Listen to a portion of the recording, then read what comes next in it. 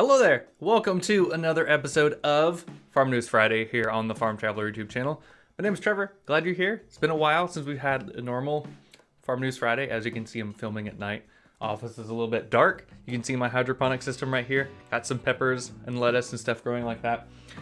Follow me on Instagram in the description below for more updates on that. It's been kind of cool. So, here we talk about the farming, agriculture, food news that's happening. So let's dive into it. So the first one is a little bit weird, and not to get controversial, but the food supply chain's weird right now. Fertilizer prices are weird. Costs are going up.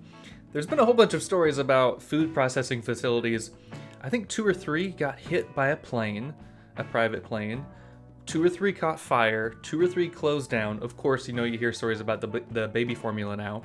So it's weird. And in another weird circumstance, in May, a couple of weeks ago, a fertilizer train derailed just as prices were skyrocketing. And of course, this isn't helping prices, it's making prices go through the roof. And I think the article is either this article or something else said that it was going to take a day to clean up this mess, which I don't think it was going to take a day. So that's interesting. That's kind of controversial, but really weird. Convenient timing or just a coincidence? I don't know. And in another story, sadly, peanut butter is not immortal. It's not without its flaws because Jif had a huge peanut butter recall.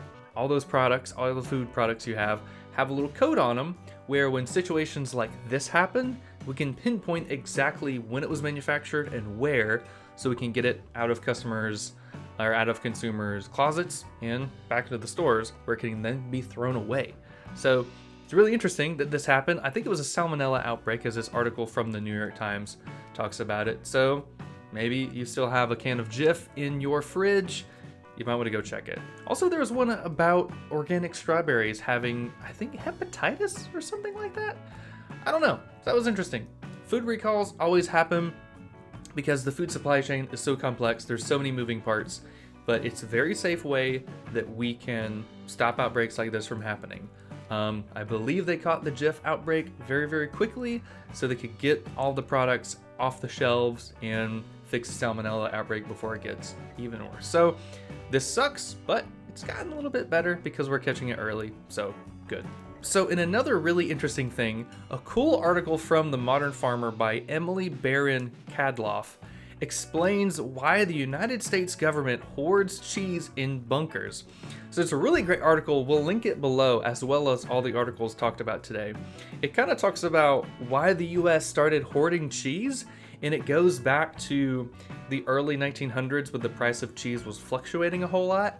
And to help prevent that from happening, the US bought a bunch of cheese. And so now it doesn't really do that as much, but there's still a lot of cheese in storage. But not all of the cheese is owned by the government. It's actually owned by, some is owned by the government, but then some is owned by a couple of corporations. So I don't know. I'm saying it's Kraft or somebody that makes a lot of cheese. Maybe it's that really fancy Kraft Cracker Barrel cheese that you see at Cracker Barrel. Maybe that's where they store it. I don't know. So that's a really cool article. Go down below in the link, or go down below in the description to check that one out. And a last really cool story. You can probably see my University of Florida degree back there. The University of Florida did something really, really cool that's straight out of the movie The Martian. Almost. So the University of Florida recently conducted an experiment that successfully grew plants in lunar soil. The experiment tested small sprouts grown in volcanic ash lunar soil versus normal lunar soil. The cool thing, obviously this is really cool. You're growing plants in moon soil. How awesome is that? But the moon soil is from the original Apollo missions.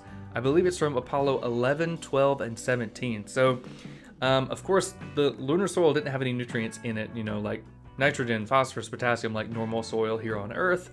So they really just kind of acted as a substrate for the plants to grow. And so they gave the plants water and a nutrient solution, and after a couple of days, it grew.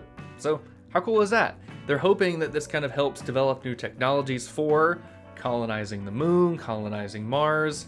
I think it's really cool. Definitely go read the long form article from nasa.gov in the description. I thought that was fun, so go check it out. So this coming Monday, I believe it's the 13th of June, we're going to be doing another farm visit. You might remember our old friends from Legacy Greens in Tallahassee, Florida, and I will link again in the description that episode, but I'm actually going to visit them and tour their facility. So they grow microgreens and a bunch of cool things in Tallahassee. And so we're going to tour it, we're going to film it, put it on YouTube, Instagram, Facebook, all that good stuff. So very, very excited. If you have any questions you want me to ask them, like how they grow microgreens, what got them started, what their technology is, send me a message either in the comments below or on Instagram, where I'll do a post about it too. So I think that's gonna be really fun. Obviously, you know, Farm Traveler is gonna be doing more farm traveling, so I think it's gonna be great.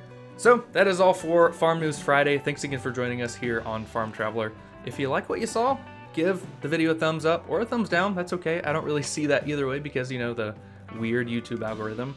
We have episodes every other Friday. We also do quick little shorts, which the shorts have been really fun. We've been getting a lot of subscribers thanks to those. So if you're here because of the shorts, thank you. Hope you enjoyed this content, and hopefully you'll enjoy some more fun shorts I have planned. So thanks for watching.